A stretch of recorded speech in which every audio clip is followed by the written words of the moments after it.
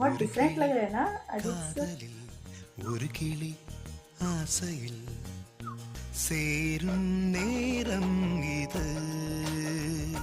நீ காதல் தீராதது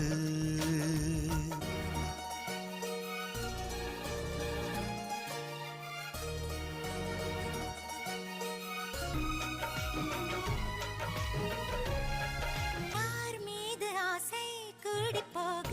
தேகம் இழைத்தாயோ நான் காதலோடு தோழனான செய்தி அறிவாயோ